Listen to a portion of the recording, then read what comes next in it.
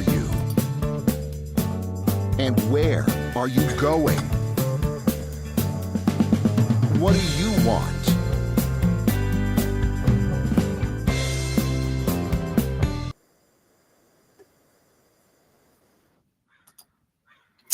Hello and welcome to Business Lessons from the Military.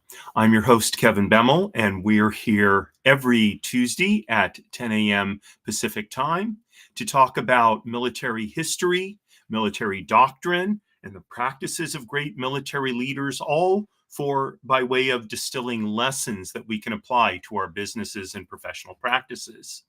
So today, in honor of the birthday of the father of our country, George Washington, which is coming up on Saturday, Wednesday, the 22nd.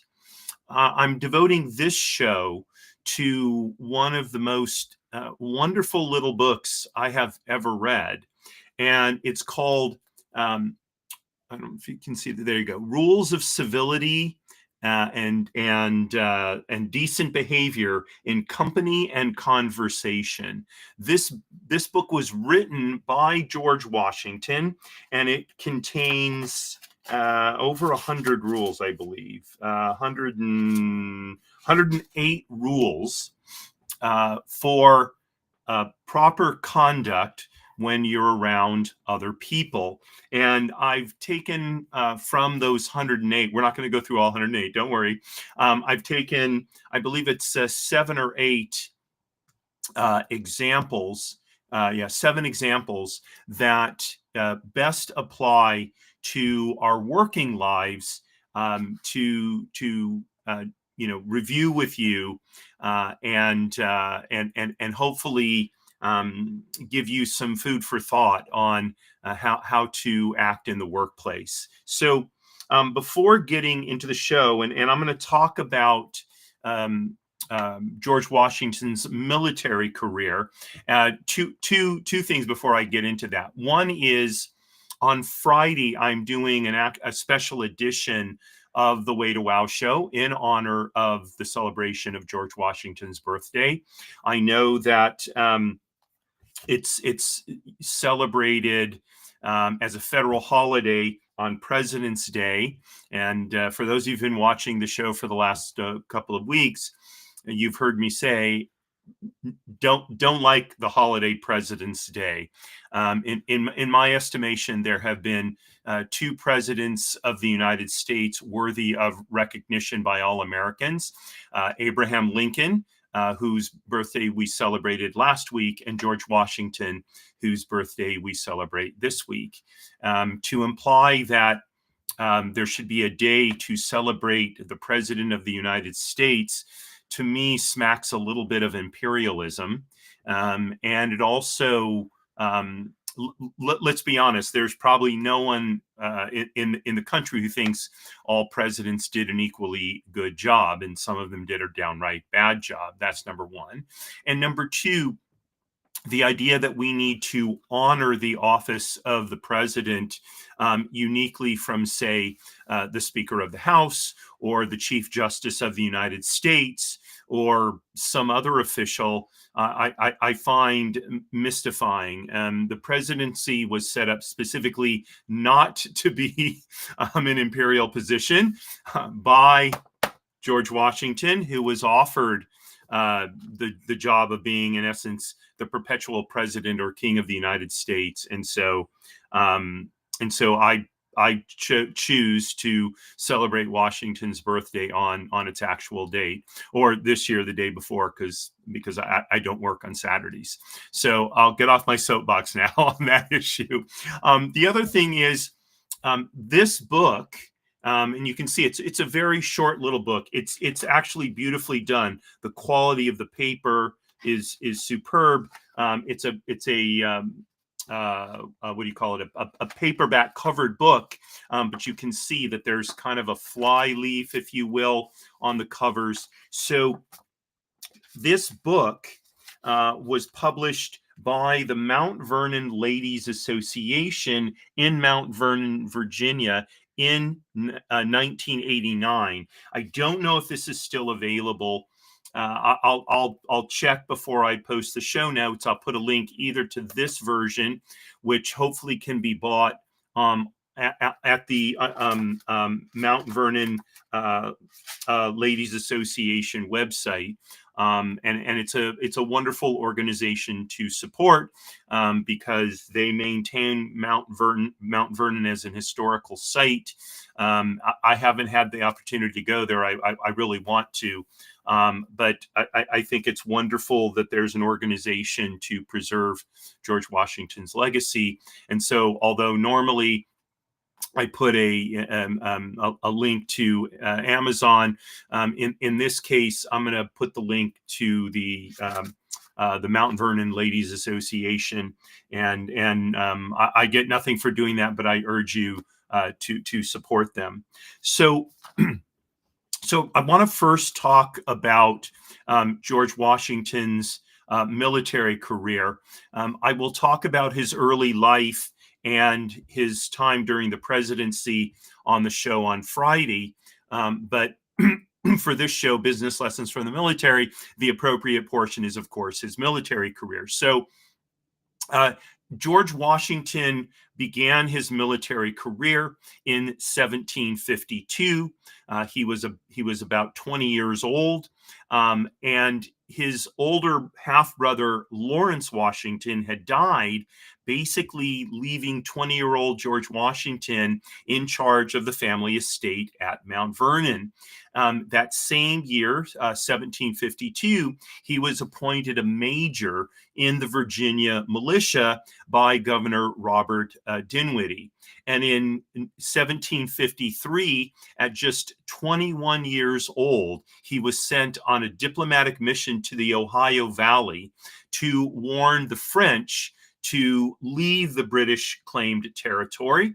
And this particular mission on his part made him well known in the colonies and really started what became the raising of George Washington in the eyes of his countrymen to eventually be being considered the father of our country. So Washington's first combat experience came during the French and Indian War, which lasted from 1754 to 1763. It was concurrent with the 7 Years' War in Europe between England and France, and indeed was in many ways an extension of it. So as I mentioned at the time, George Washington was a major in the Virginia militia. And in 1754, George Washington led an expedition that resulted in the skirmish at Jumonville Glen, which was part of the spark of the French and Indian War. He built and later, unfortunately, surrendered Fort Necessity after a French counterattack in July of that year. He served as an aide to British General Edward Braddock during the failed 1955 expedition against Fort Duquesne. I should have mentioned that, of course,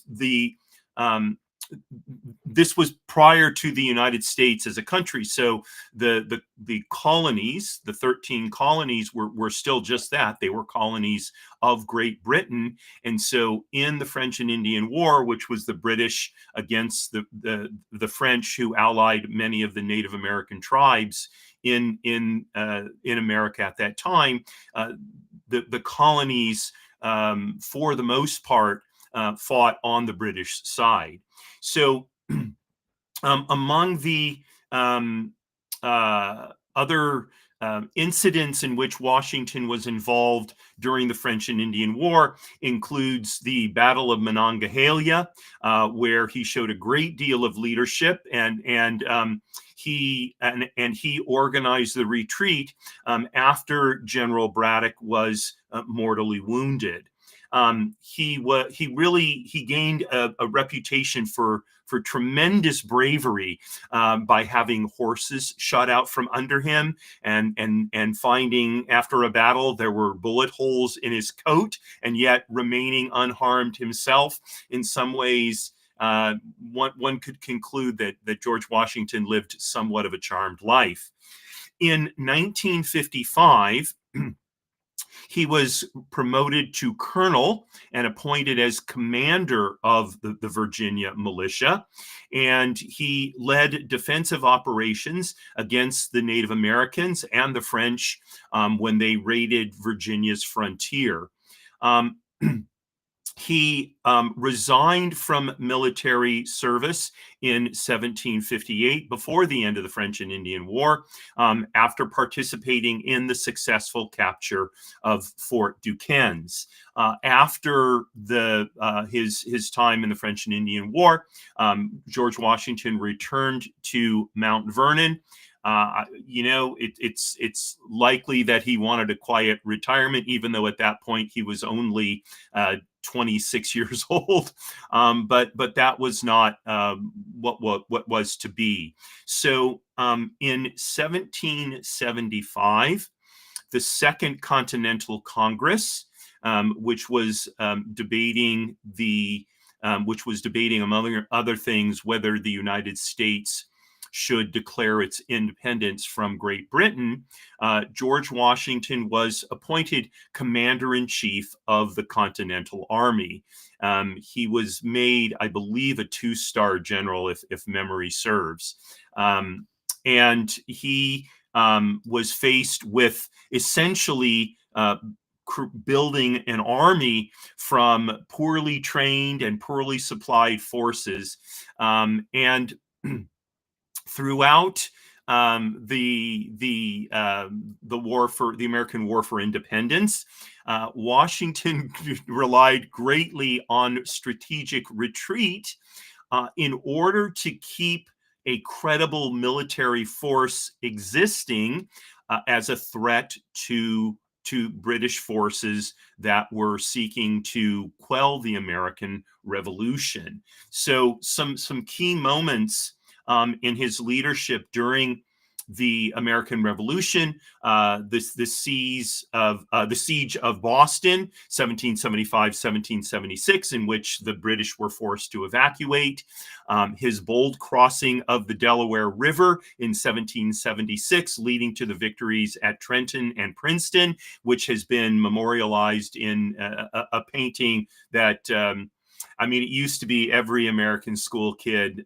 knew that painting. I'm not sure that that's the case today.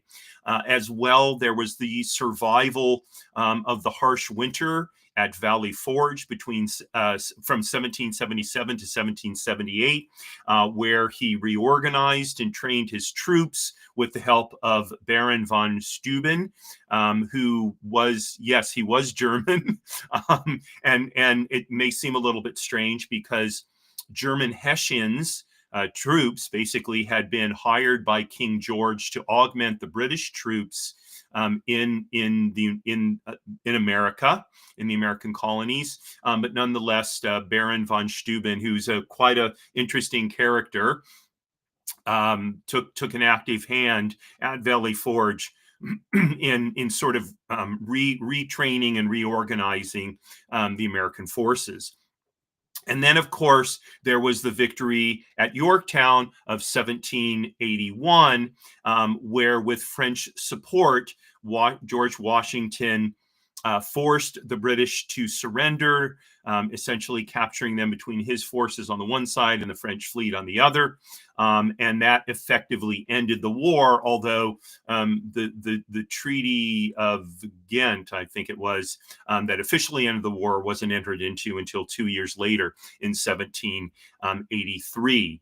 So it is absolutely the case that George Washington won the American Revolution on behalf of his countrymen. There was probably nobody in the American colonies at that time that could have pulled off such a victory. And I will talk about this on Friday as well. And something I noted about Washington's overall strategy in the American Revolution, which is that he relied often on strategic retreat in order to maintain a viable threat to British forces, only a man, I think, of tremendous humility who would have been able to continue to use that strategy and use it effectively in the face of what was at times harsh criticism, i.e., why doesn't he take the fight to the British? And the reason he didn't take the fight to the British was because, generally speaking, his soldiers, they were not regular soldiers. They were at best militiamen and oftentimes just farmers. He had not very many well-trained troops. And in fact, oftentimes he's had to set up his battle lines where, in essence, he had a thin line of well-trained troops, a whole bunch of untrained or essentially untrained troops in the middle, and then another thin line of troops behind them. And because they were within those two lines of well-trained troops, the untrained or not well-trained soldiers were sometimes inspired to respond better, and sometimes were, I don't want to use the word coerced, but they didn't want to risk running through lines of what were obviously well-trained troops. And so they felt forced to stand their ground, or they felt they had to stand their ground. So all of these show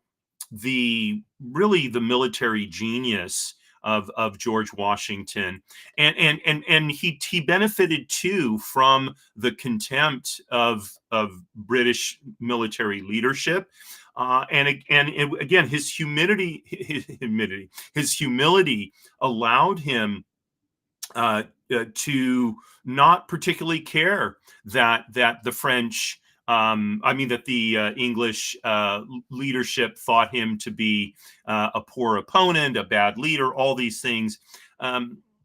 George Washington only cared about the United States and achieving a military victory in a way that would support the cause of independence. And so that he was pilloried verbally by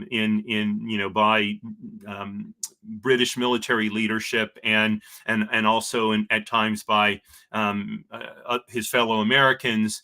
I would imagine it affected him somehow, but he didn't let that sway him from what he knew had to be done and from doing the right thing. And so I think it's important. There are some military leaders who are able to have an extraordinarily high opinion of them, extraordinarily high opinion of themselves, like one of my favorites, General George Patton, and they're able to make good on that. But for most of us, having a sense of humility as military leaders is incredibly important. And I think as business leaders, having a sense of humility is also crucial. If we really want our businesses to succeed, then we need to be willing to own up to our mistakes. We need to be willing to listen to valid criticisms of our performance. We need to be willing to listen to people who are less experienced than we are, and be willing to, where it seems reasonable, to adopt those ideas and give due credit to the people who generated those ideas. So while that's not part of the rules of civility and decent behavior, I think that is an important lesson that we can learn from the military portion of George Washington's life. So in his book, The Rules of Civility and Decent Behavior in Company and Conversation, like I said, I picked 7 rules that I think apply specifically to our business and professional lives. And so I'm gonna read the actual rule. You'll see they're all very short, quite pithy. Of course, they're written in the language of the day. And then just briefly, talk about how I think that this relates to the business world. So, rule number one: every action done in company ought to be with some sign of respect to those that are present. And this I think is a rule not just for business but for life. But in particular in the business world, respect and professionalism must prevail. So I know in my business activities, whether it's my own behavior or the behavior of the people with whom I work. For example, I administrate, trusts and estates, as many or all of you know. So when I have people with whom I'm involved in the administration of an estate, respect and professionalism is expected. I don't permit people to yell and scream, to call people bad names, and if someone does that to them, um, that person is not going to be a part going forward. So I will not. The people with whom I work know that I will not tolerate them being abused by other people. That is not acceptable, and so I think that the very basic rule is to treat all people decently. Okay, that doesn't mean we necessarily have to respect their values, for example, especially if those values are not very good.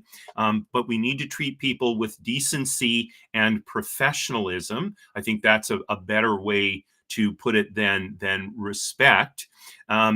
And merely because, for example, we don't respect their values isn't grounds to treat them indecently. We still have to treat them decently. So that's what I would glean from rule number one. Rule number four: in the presence of others, sing not to yourself with a humming noise, nor drum with your fingers or feet.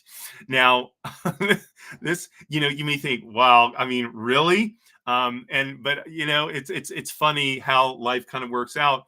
I was watching one of my all-time favorite TV shows yesterday evening, before going to bed, Hogan's Heroes, and it was an episode where Colonel Klink has been forced to defend a particularly beloved German individual, a German military individual, and his commanding officer, General Burkhalter, is the prosecutor, and Colonel Klink is annoying him, and so he tells him to shut up, sit down, and then Colonel Klink proceeds to drum his fingers on the table, and he says, "Stop that drumming!" Right?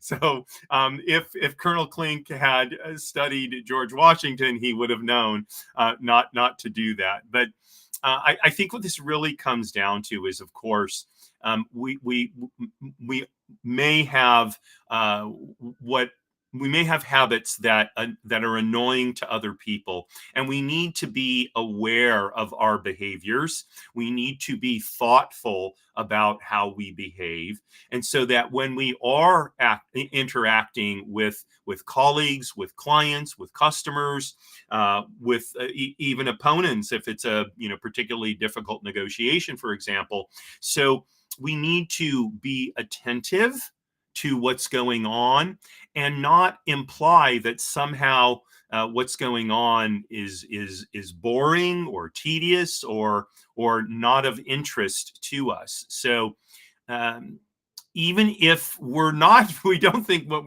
being in a meeting is particularly important, proper behavior requires that we be attentive in the meeting. If we think there's not a reason for us to be there, then I think it's incumbent on us to say, what, I don't think I'm contributing anything to this meeting, so I'm going to excuse myself and by all means continue, or something like that.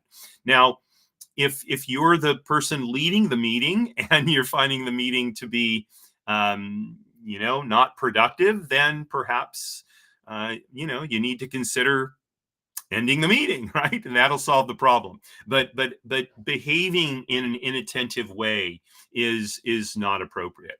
Okay. Next, rule 18.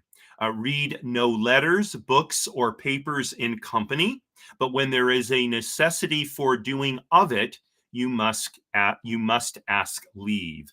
So if you're in a meeting and maybe you're interrupted by these days, of course, we don't get letters, we get cell phone calls and that sort of thing. So I think that when we're in a meeting, unless we're expecting a call from someone relevant to the meeting, cell phones should be put on, vibrate or silent mode and put away.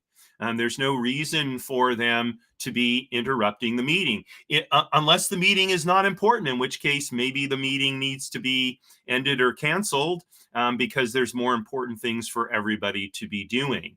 Okay, so and if if there is, maybe there's some kind of emergency going on in your family, and so although the meeting is important, you need to have your phone handy in case somebody calls you. Of course, that's understandable. Then I think it's appropriate to mention that at the beginning of the meeting. I apologize, but there's an emergency going on, and I need to keep my phone handy. And if I do get a call or get a text message, I do need to take it, and I'll be excusing myself from the meeting in order to do so. That's again common courtesy, but also people don't need to know your business, so it's perfectly appropriate to excuse oneself from the room and read the text message or take the call and then respond as necessary and then go back in. If it requires people to bring you up to date about what transpired in the meeting while you had stepped out, okay, so be it. Look, we all have to prioritize our lives, and certainly if there's, like I said, an emergency going on in your family, to use an example, that would seem to be, to my mind, that would be more important than something going on in a business or professional context. Okay, next, rule 48, wherein you reprove another, be unblameable yourself. For example is more prevalent than precepts, right? This is an absolutely core principle to leadership, right? And I can't even begin to count how many times I've heard and seen leaders do things that they would rebuke their subordinates for doing, right? And I in fact, I was talking to some friends last night about this. When I was in the Navy, I was actually underway on a submarine, and it was bedtime. I was in my rack. That's Navy talk for bed. And all of a sudden, the ship's alarm went off, and the executive officer called for the damage control team to, I think it was the torpedo room, if memory serves. It was nerve-wracking because we were underwater.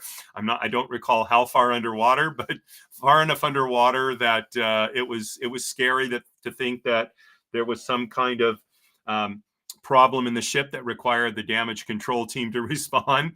And after a minute or so, I smelled smoke coming out of the ventilation system, and indeed there was a fire on board the boat.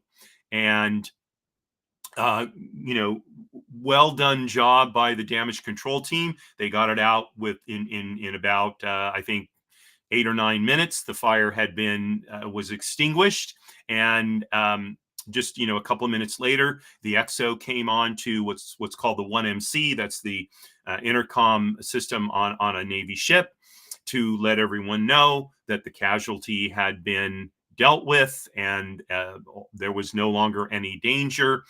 And then he did what I thought was great. He commended the damage control team for getting it under control so quickly. And I thought, okay, there you go.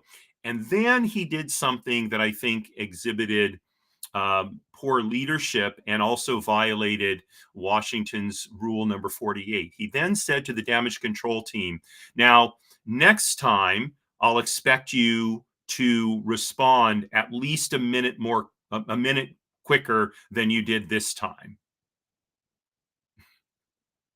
So congratulations, but I guess not really congratulations on a job well done is what he was saying, right?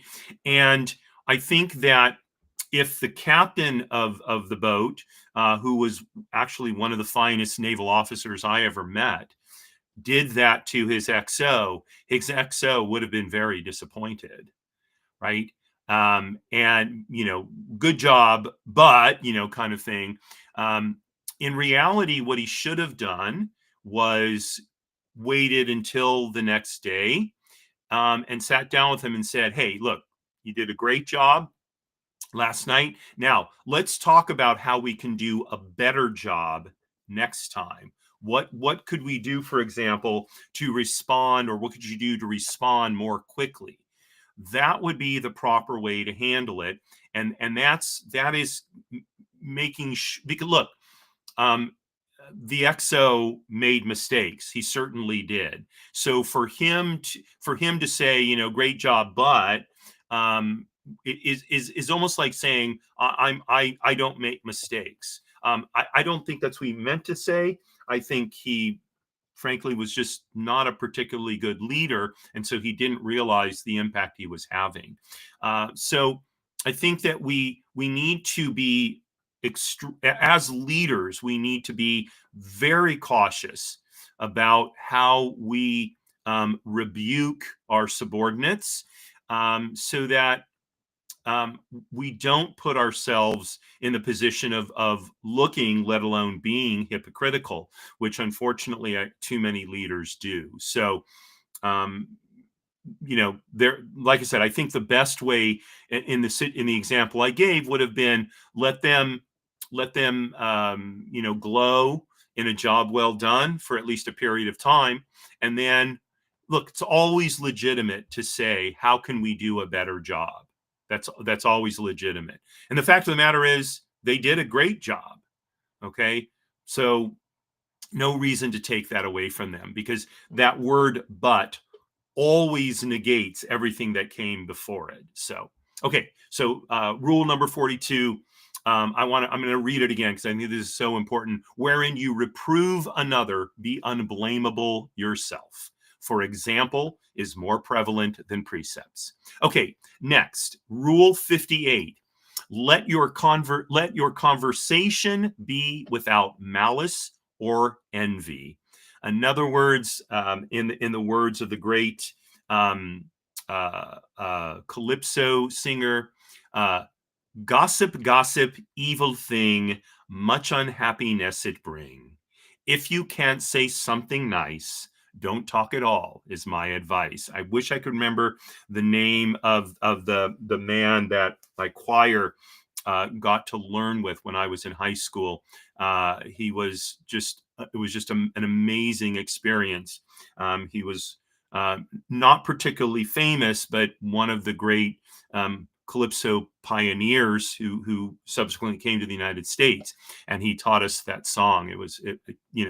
We're talking more than half a century later. I still remember that time. So, uh, you know, office gossip, negativity creates a toxic workplace. It does. Nobody likes to have tales told about them. Nobody likes to have their personal lives, even true things about their personal lives, talked about and trotted out among their colleagues and peers and superiors. It's not an appropriate thing to do. Now, having said that, that's not to say that you can't have relationships in the workplace that have a personal component to them, and have people with whom you speak about your personal lives among your work colleagues. I think that's perfectly fine, perfectly appropriate. Certainly that's the case with me, and in fact I endeavor to build my business and professional relationships to the point where we can discuss our personal lives in an appropriate context, in order to build ever closer relationships. But that's different than gossip. Gossip is designed to harm, essentially, and that is not appropriate. All it does is it causes people to not want to be at work, or not want to be committed to the goals of the company or the firm. And so I think, communication, it's especially if it's in a meeting, someplace like that, that needs to be kept constructive. If it's communication between you and a colleague, on a break or something like that, even then, I think the communication should not be of a gossipy nature. It shouldn't be of a negative nature. It can certainly, like I said, touch on personal subjects, but in a way that's appropriate.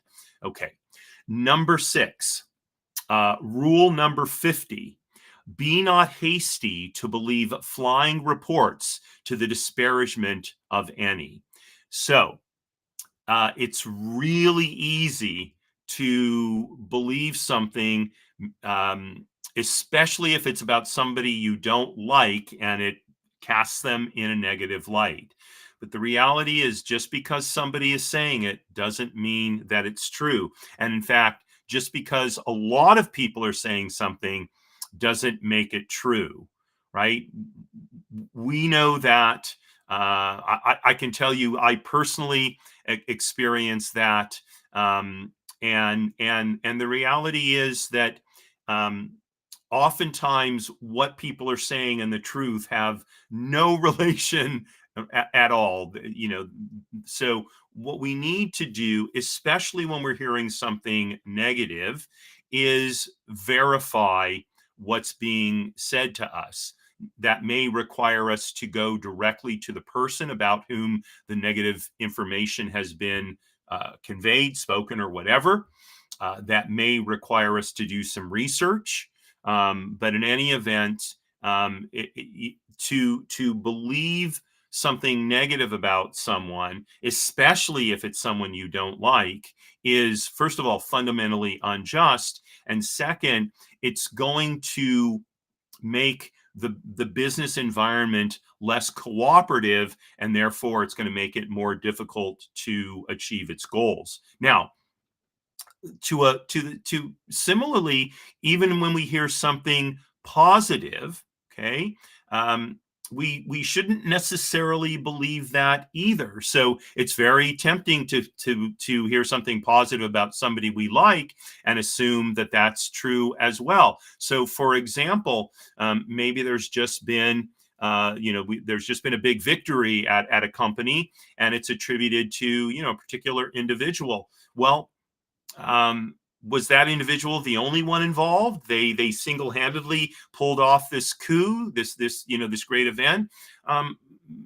Probably not. I mean, that's rarely the case in business. So, I think that we need to really check our information, check our facts, to make sure that what we're hearing is in fact reflecting the truth. Likewise, before saying something, speaking something, we need to make sure that what we're saying is true, so that we're not passing on what amount to lies, be they something bad about someone or a situation, or something good about someone or a situation. So I think it's appropriate to approach information that we're getting, that of which we don't have firsthand knowledge, with some skepticism until we know for sure that what we're being told is true. Okay, and finally, rule 52: wear not your clothes foul, ripped, or dusty, but see that they be brushed once every day at least. So this may sound a little bit strange. Brush your clothes? Who the heck does that? Well, I do. The fact of the matter is, for men's clothing, especially suits, slacks, sports coats, the best way to maintain them is to brush them out. Dry cleaning is extremely harsh on fabric, and it will significantly reduce the lifespan of a suit. And the same thing is true of ties, etc.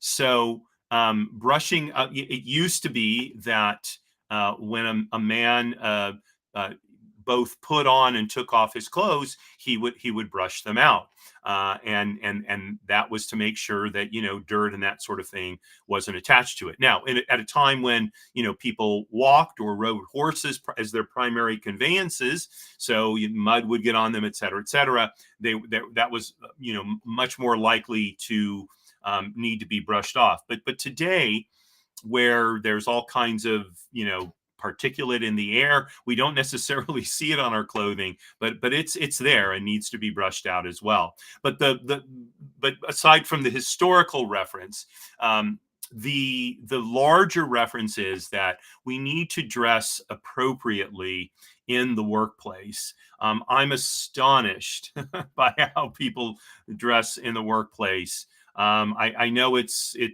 pretty much de rigueur in the technology world to wear jeans and a black t-shirt.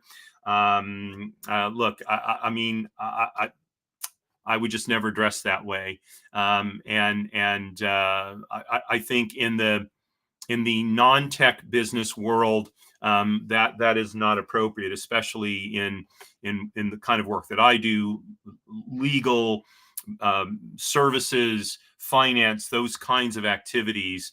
It's appropriate minimally to wear a collared shirt and slacks. You see me on the show, I wear a tie every day.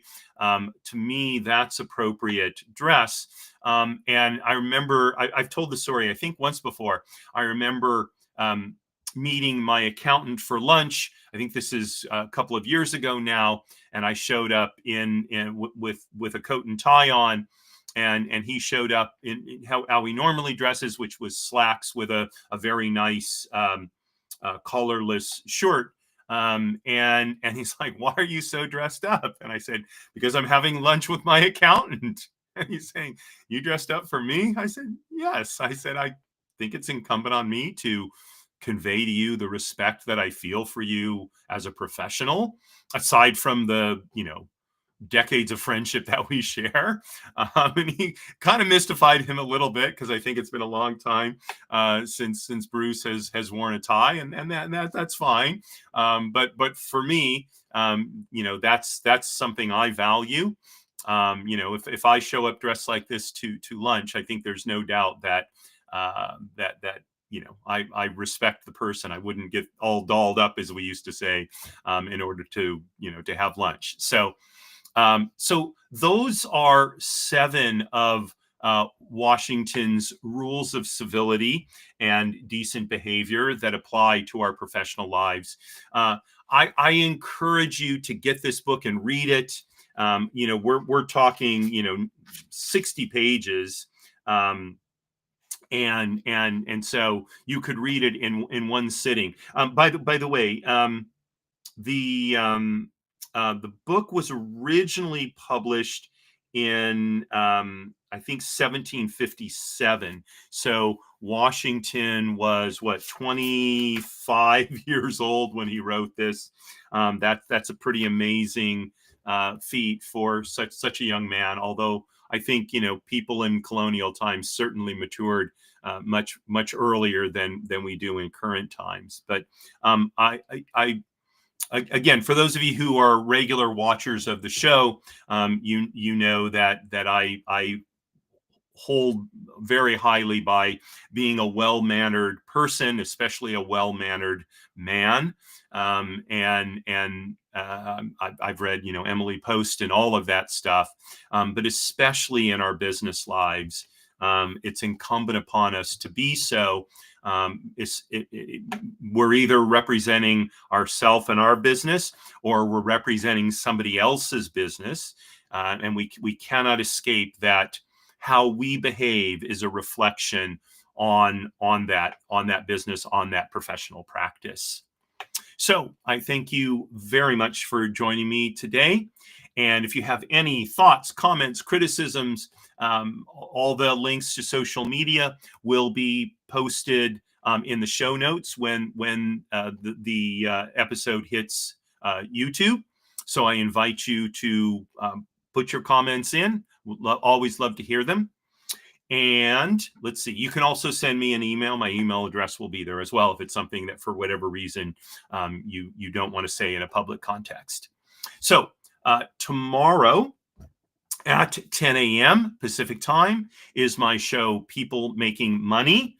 It's our monthly economic echoes where we break down the economic data from the previous period and look into it to see how does this affect ourselves, our families, our loved ones, the decisions we need to make with them as we pursue our lives.